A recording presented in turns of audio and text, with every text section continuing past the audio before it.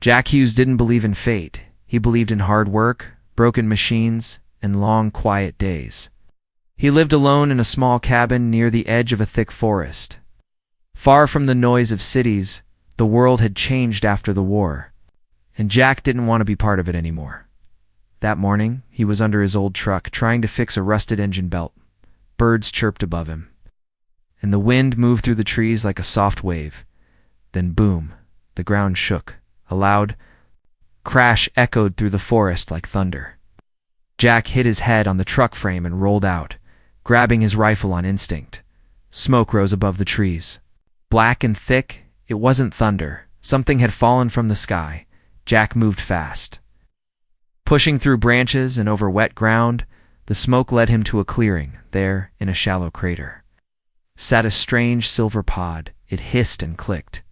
Like it was alive. Pieces of glowing metal lay scattered, still burning. Jack aimed his rifle butt. Then he heard a sound, a soft whimper, like a scared child. He stepped closer, and there she was.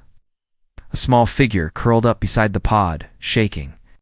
She had silver blue skin, thin arms, and eyes that glowed soft purple in the fading light. Her clothes were torn, and a metal band around her neck sparked with tiny lights. She wasn't human, but she was just a kid. She looked up at Jack with wide eyes. Tears ran down her cheeks, mixing with dust and blood. When she saw the rifle, she flinched but didn't run. Jack lowered the gun slowly. "It's okay," he said softly. Even though he knew she might not understand, "I'm not going to hurt you." She didn't speak. Her mouth opened slightly, but only static came out, a broken translator. Jack knelt. Beside her, hands open, she stared at him, and reached out with a trembling hand and touched his jacket, and just like that, she leaned against him, as if she'd been waiting for someone to find her. Jack wrapped his coat around her and carried her back to the cabin. She was light, almost too light. He could feel her bones through her skin. Whatever she was, she hadn't eaten in days, maybe longer, at the cabin. He made her warm soup and sat her on a blanket near the fire. She watched everything with big eyes, curious. But afraid, Jack tried to talk to her, but she didn't answer, so he drew pictures on paper trees. Food, stars, and her. She pointed at the stars, and then at herself. Jack nodded. "You came from up there," he said. "Got it." He gave her a name, Mira. It felt right, and slowly. Over the next few days, Mira started to smile. She copied English words like food, water, and Jack. She learned fast, but still couldn't say where she came from, or why she crashed. Sometimes at night she'd wake up screaming. Jack would sit by her side, calming her down. He didn't know what she'd seen, but it had scared her deeply. One afternoon, while fixing the fence, Jack joked, "When you grow up, Mira, I'm gonna marry you." He laughed, thinking it was silly, but Myra looked at him, tilted her head, and gave a small smile. She didn't understand the joke, but she remembered it. Weeks passed. Jack taught her how to plant seeds, catch fish, and fix small machines. She drew him pictures of stars. In strange cities in space, they weren't just lines, they were memories. Jack knew he couldn't keep her hidden forever, but he also couldn't let anyone take her away. She was family now. He felt it in his bones. But peace never lasts long. One night, a low hum filled the air, the wind died, and the forest went silent. Jack stepped outside and saw it, 3 black ships above the trees.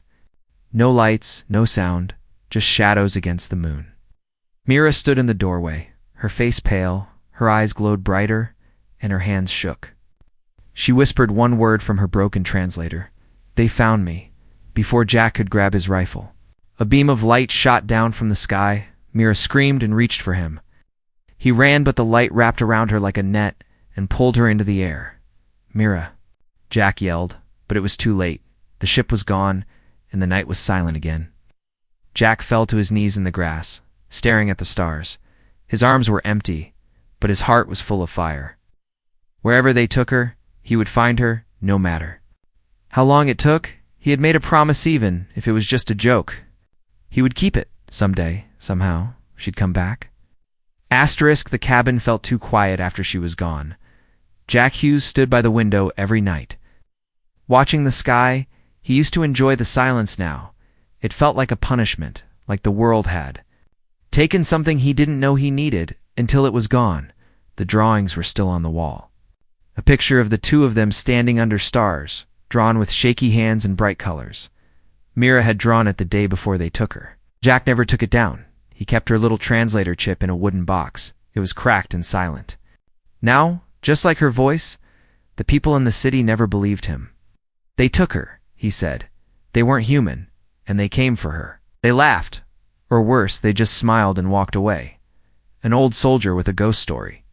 That's all they thought he was, but Jack knew the truth. He remembered her voice, her laugh, the way she tried to say his name. He remembered the night she screamed his name as the light took her. He had promised her safety, and he had failed 10. Years passed, seasons came and went. Jack stayed in the same cabin. Growing older, quieter, but he never stopped looking up. Not once. What Jack didn't know was she remembered everything too far beyond Earth, in a distant part of space. Mira sat in a glass room surrounded by cold stars. She was taller now, stronger, with eyes that burned like starlight, but in her heart. She still carried a name she had whispered for years, Jack. The Empire called her Subject 9. A refugee child from a failed exploration mission, they told her Earth was dangerous. Wild, full of chaos, they said humans were unfit to connect with, but they were wrong. She knew it. She had lived it. Mira had spent years in training, locked away in alien schools, taught to forget. But she remembered the cabin, the soup, the drawings, the promise. When you grow up, I'm gonna marry you. Jack had joked at the time she didn't understand. Now she did, and the memory kept her alive. She wasn't just a scared child anymore. She had learned how to hack, how to fly, how to fight. Not because she wanted war, but because she needed freedom. She needed to go back. One night, she stood before a council of alien commanders. They asked her questions, gave her missions, told her to serve, but her mind was already far away, on a blue planet spinning silently across the stars, when they told her she would never return to Earth. She smiled softly and lied. Inside, she had already built her plan back on Earth. Jack sat on the porch with a cup of coffee. His hands were older, rougher, but his eyes still looked at the stars the same way. Like they owed him something, he spoke out loud sometimes. Myra, if you're up there, just come home. He didn't expect an answer, not after 10 years. But that night, the stars blinked. Not like normal, one by one, they went dark, then flared again like a signal. Jack stood up, heart pounding. He reached for his old binoculars. And there, just above the tree line, something moved, a shape, silent, fast, unlike any human aircraft. He ran inside, opened the box, grabbed the broken translator chip. Please, he whispered. Don't be a dream. The ship hovered quietly over the clearing where she had crashed years ago. No lights, no noise, just a soft wind rolling.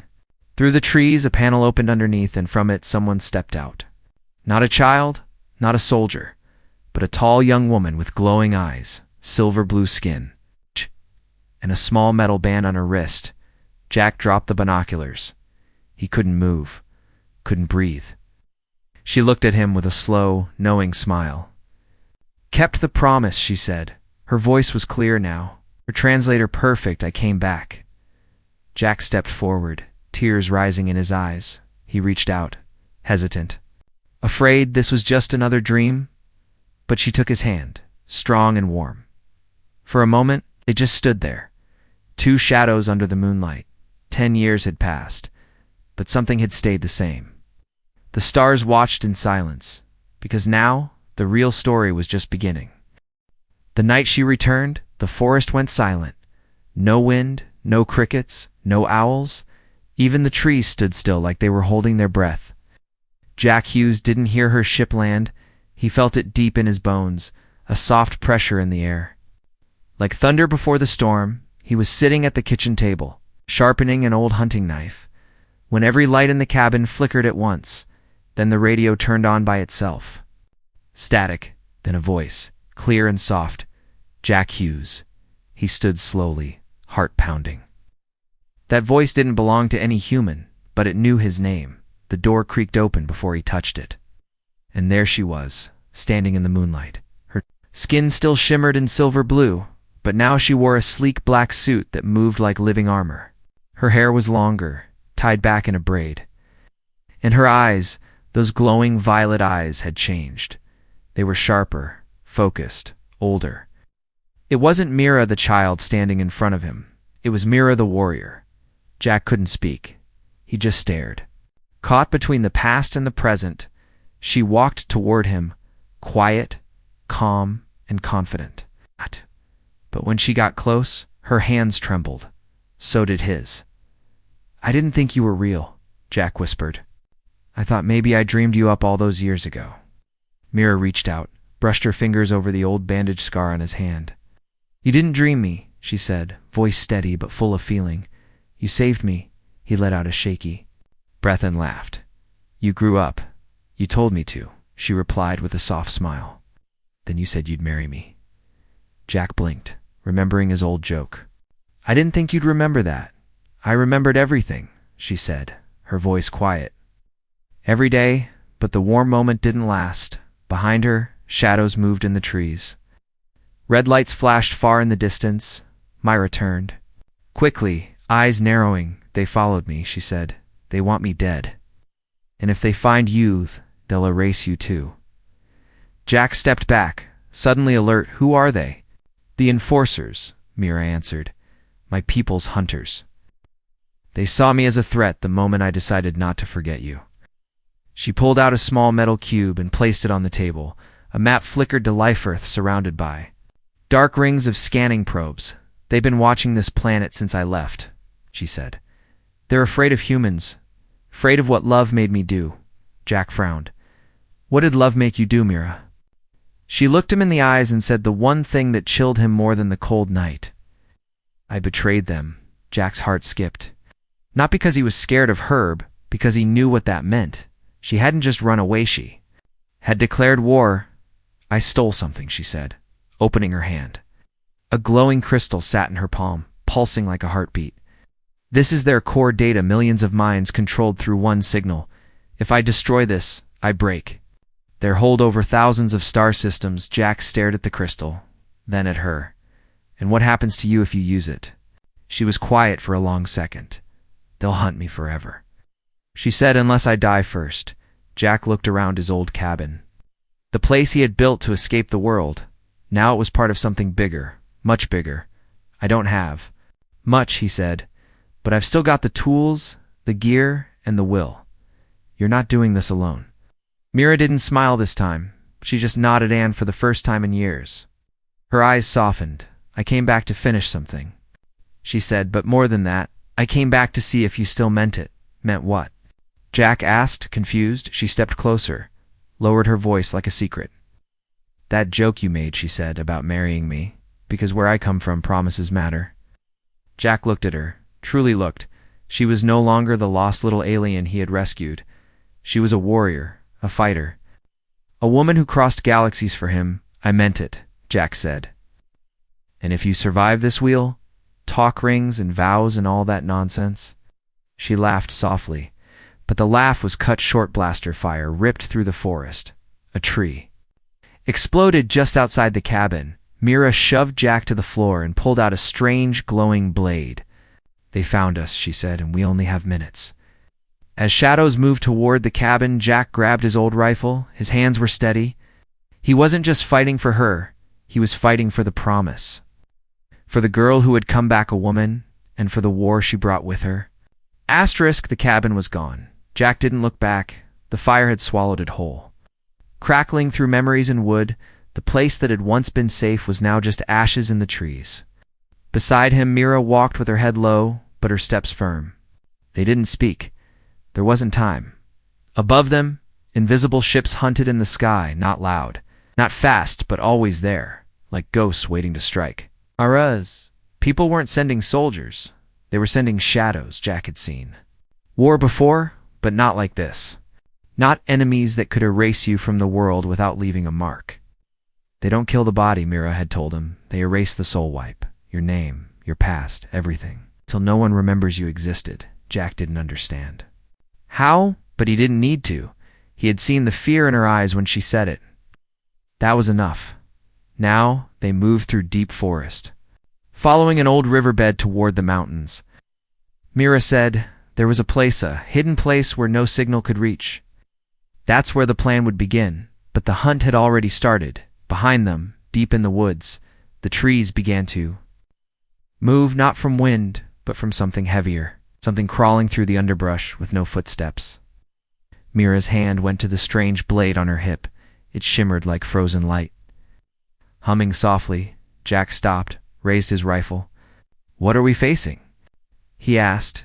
She looked at the forest, scanning the shadows. They're called memory collectors. She whispered, "They don't speak, they don't feel, they just take." As she spoke, the temperature dropped. Jack could see his breath, even though it was summer. The forest air had turned to frost, then movement. Tall figures stepped into the clearing, cloaked in black metal and strange symbols. Ow. Their faces were smooth and silver, without eyes or mouths. They didn't walk, they glided. One of them raised a thin device glowing with blue light. Mira grabbed Jack's arm. "Don't let them scan you," she warned. "If they do, they'll erase your memories, piece by piece." Jack didn't ask questions. He fired. The bullet hit the creature but passed through like mist. No blood, no pain, but the thing paused. Just long enough for Mira to charge. Her blade sang through the air, slicing the device in half. The creature sparked and hissed, vanishing in a burst of static. But more were coming, 10, maybe 12, sliding through the trees like death itself. "Run," Mira said. Jack didn't argue. They ran until their legs burned. Branches scratched their faces, roots grabbed their boots, but they didn't stop. Not when Jack stumbled, not when Mira bled, because behind them, the collectors followed without sound. They never got tired. Finally, after what felt like hours, they reached it, a stone cave hidden behind a waterfall. Cold, dark, and deep, Mira tapped a small device on her wrist. The entrance shimmered, then lit up with symbols Jack couldn't read. But when they crossed the barrier, the chill disappeared, and the silence felt safe. She collapsed to the floor, breathing hard. Jack dropped beside her, his hand shaking. "What now?" he asked. "We can't outrun them forever." "We won't," Mira said. She reached into her satchel and pulled out something wrapped in cloth. Inside was a small orb, glowing with soft green light. "This," she said, "is the key to ending all of it." Jack stared at it. "What is it?" "A memory seed," she replied, "before my people fell under control. A group of rebels created these. They hold our true history, the version the rulers erased." Jack blinked. "You mean your whole species forgot who they really were?" She nodded.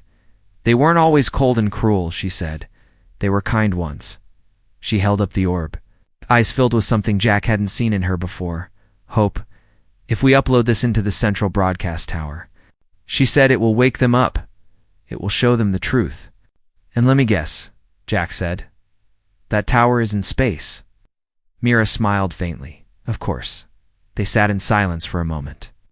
Only the soft hum of the orb filled the air. Jack looked at her, really looked, even hunted, wounded, and alone she looked like someone who could change the stars, and maybe she would. But first, they had to survive the night. Suddenly, Mira's eyes widened. She looked at the entrance of the cave. The barrier flickered. "They found us," she whispered. Jack stood, raised his rifle again. His voice was calm, steady. "Then we make our stand." She rose beside him, blade glowing bright again, 2 souls in a cave of stone, against the silent machines that wanted to erase them. But some memories don't fade. Some promises don't die. And tonight, the hunters would learn what it meant to chase a human and the alien girl he refused to forget. The cave had secrets. Jack could feel it, even before Mira said a word. The walls weren't just stone, they were humming, not loud, not musical, but like a heartbeat under the ground. It was old, far older than anything human, but it felt alive. Mira walked ahead, holding the glowing orb in one hand and a tiny scanner in the other. The scanner beeped softly, guiding her deeper into the mountain. Jack followed, rifle in hand, his eyes scanning the shadows. They had escaped the memory collectors barely, but now they were somewhere even more dangerous. A place Mira called the vault that never should have survived. "There's a reason my people buried this place," she said.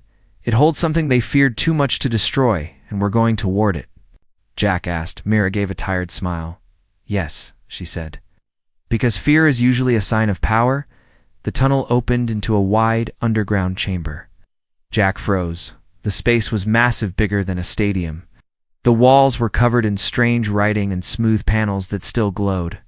At the center stood a large platform, and on an ADA machine, it was shaped like a star, each point reaching out in a different direction with pulsing lines of light running across it. It didn't look broken. It looked like it had been waiting. "This is it?" Mira whispered, stepping closer. "The origin device." Jack lowered his rifle and stared at it. "What does it do?"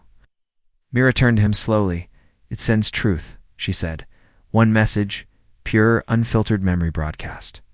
Across any network, any world, once it starts, no one can stop it." Jack whistled softly. "And what happens after the truth comes out?" Mira looked down at the orb in her hand. "Either they wake up," she said, "or they destroy everything." She placed the orb into a small round slot on the device. It clicked. The whole machine shivered like something waking from sleep. Lights flared, symbols spun across the walls, but then everything stopped. Mira frowned, tapping a panel. "It's locked," she said. "Needs an override. Key is someone alive. Someone human." Jack raised an eyebrow. "Why me?"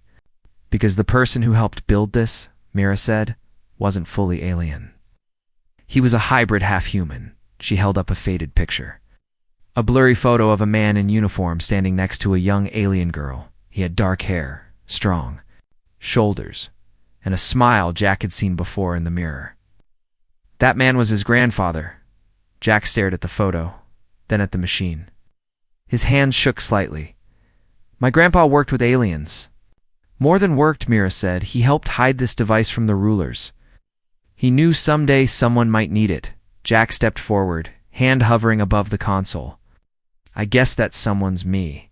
He pressed his palm to the glowing panel. The machine lit up again, this time brighter, louder, awake. Energy rushed through the floor, the ceiling, the walls. Mira backed away, shielding her eyes. Jack stood still, letting it scan his blood, his memories, his voice. Then the light stopped, and the machine spoke. A deep, calm voice filled the chamber. "Human signature accepted. Truth sequence ready." Jack turned to Mira. "Now what?" Mira walked up beside him, her eyes shining. "Now we upload this to the relay tower," she said, "and show the galaxy who they really are. But we can't do it from here," she added. "The signal needs height space level range.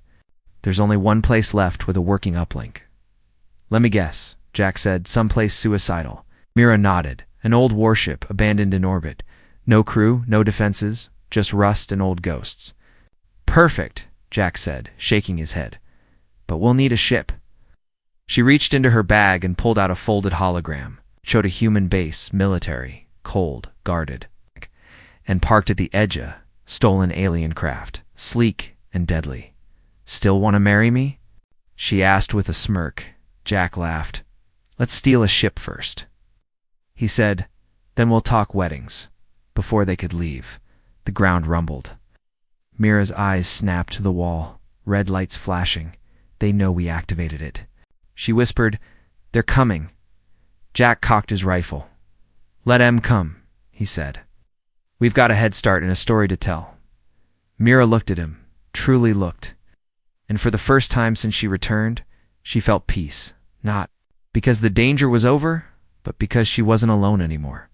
And sometimes, that's all it takes to change a galaxy. Jack Hughes had never flown anything more dangerous than a pickup truck.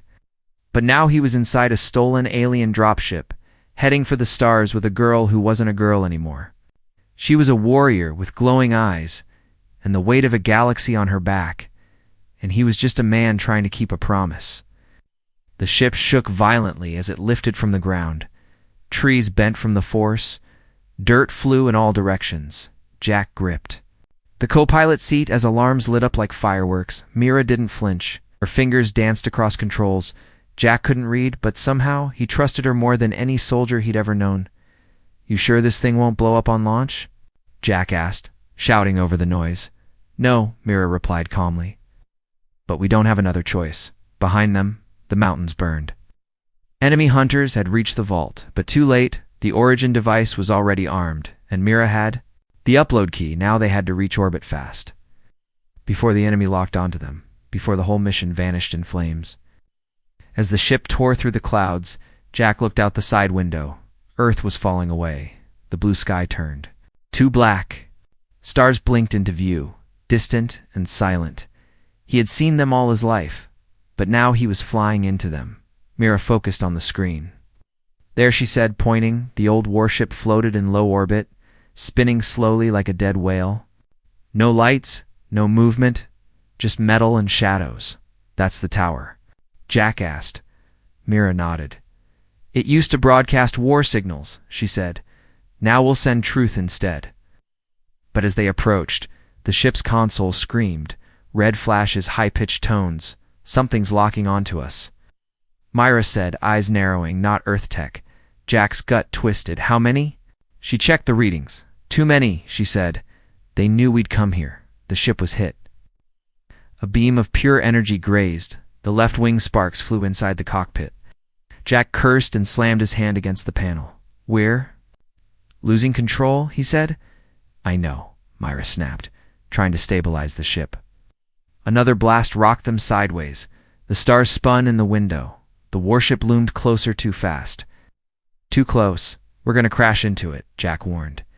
Myra didn't answer. She just pulled a lever and hit a green button glowing beneath the glass. The ship groaned, engines howling, and then silence. They clipped the warship's outer hull, scraping metal against metal, but they didn't explode. The dropship latched on with a loud thunk. Mira exhaled slowly. "Docked," she said. Jack opened the hatch, coughing from the smoke. The docking bay of the old warship was dark, filled with dust and drifting cables. Mira pulled 2 light sticks from her belt, shook them. Green light filled the corridor. Oh. They moved fast. Every second mattered. Inside the warship, everything felt. Haunted walls scarred by battle, lights flickering, doors half open, like mouths frozen in a scream. Jack had been in ruins before, but this one felt like it still remembered what it used to be. "This ship saw the last war," Mira said quietly. "My people fought here." Jack looked at her. "And now you're fighting them." She nodded. "Because they forgot what it means to feel," she said, "and you reminded me." They reached the broadcast chamber. It was massive rows of broken terminals, a giant tower of glass and wires rising in the center. Mira rushed to the control panel, inserted the orb. The tower lit up, slowly, like something waking from a deep sleep, but then more alarms. Jack turned toward the doorway, rifle raised. "They followed us," he said. Myra's hands flew across. "The keys, I need 2 minutes," she said. "You'll have one," Jack replied, stepping into position. He didn't feel fear. He felt something stronger. Focus. Figures entered, tall, silent, armored. The memory collectors had found them. Jack fired first. The shots echoed like thunder. Mira kept typing, fingers flying as sparks lit the air around her. One collector got close to close. Jack charged forward, slamming it with the butt of his rifle. The thing flickered and vanished in static, but more replaced it. Dozens, maybe more. "Mira!" Jack shouted. Now would be a good time. She pressed a final key. The tower flared, sending a wave of light across the room. The collectors froze, then staggered one by one. They began to collapse, their systems crashing under the truth. Wave. Jack turned toward her, breathing hard. "Did it work?" Myra looked up, tears in her eyes. "It's sending," she said. "The truth is out there now." But before Jack could smile, a sharp pain hit his side. He stumbled. Looked down. A stray blast had struck him, deep, burning. Mira screamed his name, running to catch him before he fell. He looked at her, blood on his hands. "Did we do it?" he asked, voice faint. "You did more than that," she whispered, holding him tight. "No. You changed everything, and above them, the stars blinked. waiting, because something ancient had finally returned. Hope. The galaxy didn't change with fire. It changed with light. One pulse, one signal. One truth through every starship, relay, and tower, from Mira's hands to the heart of her people. Memories long buried rose again. Names forgotten returned. To the minds of millions, and for the first time in centuries, the silence cracked. The stars remembered. And so did the people. But inside the cold warship, Mira didn't celebrate. She was on her knees. Holding Jack Hughes in her arms, blood covered her hands. And the light from the tower flickered across his face. He was barely conscious, but his eyes were open, still looking at her like she was the most important thing in the universe. "You're not allowed to die," she whispered, her voice shaking. "I crossed stars for you." Jack gave a weak smile. "You always were." Dramatic, she pressed her forehead to his, trying not to cry, but her tears fell anyway. "You promised." She whispered, "You said we'd talk about marriage after we stole a ship." Jack coughed a laugh. "We did steal a ship. He said so, I guess. I'm in trouble now." And then his eyes closed. 3 days later, in orbit around Earth, a quiet ship floated near a human outpost. Inside, Jack Hughes opened his eyes slowly. Everything hurt. His chest was wrapped in tight bandages and the air smelled like clean metal. A voice spoke beside him, soft but strong. "You really are stubborn." He turned his head and saw her. Mira, sitting beside the bed, watching him like she had never looked away. "You didn't let me die," he said. She nodded. "You passed." "Out before I could say yes," she replied. Jack blinked, confused. "Yes to what?" "To marrying me," she said. "Do humans usually forget their proposals that fast?" Jack laughed, then winced. "I must have hit my head harder than I thought." Mira smiled, but it was more than a smile. It was relief, joy, and something older than either of them, a feeling that had crossed time, pain, war, and distance outside the ship. The galaxy was already changing. The pulse from the origin device had reached far. Rebel cells awoke, controlled minds began to dream again. And Myra's people, once cold and perfect, started to feel for the first time in generations. Council called her a criminal, then a savior, then something in between, but Myra didn't care. Her fight was never for power or revenge. It was for a promise. She stayed by Jack's side until he could walk again. And when he finally stood, she took his hand like it had always belonged to her. "You still want to go back to your cabin?" she asked. Jack looked at her. "Only if you're coming with me." Mira grinned. "I already packed." Weeks later, in the clearing where it all began, a new cabin stood in the trees, sleek alien metal blended with warm earth wood. Old tools hung beside advanced panels, and 2 chairs sat under the stars. Side by side, Jack stood on the porch, wearing a clean shirt and a crooked tie. Mira walked toward him in a simple white dress, stitched by hand, not grown by machines. They had no guests, no music, no stage, just the wind, the stars, and a promise that had never really broken. "I don't know the alien words for this part," Jack said, holding her hands. Mira smiled. "That's okay," she replied. "We speak the same truth." And under the moonlight, with only the trees as witnesses, they said yes, not to a perfect future, not to a life without fear, but to each other. To whatever came next together, far above Earth, unknown ships watched from a distance, some curious, some cautious, some silent. They had seen the pulse, they'd heard the truth, and now they watched the place where one human and one lost girl had changed everything. Not with weapons, not with armies, but with love. The kind of love that refuses to fade, the kind that waits 10 years and crosses stars, the kind that starts with a joke and ends with a promise kept.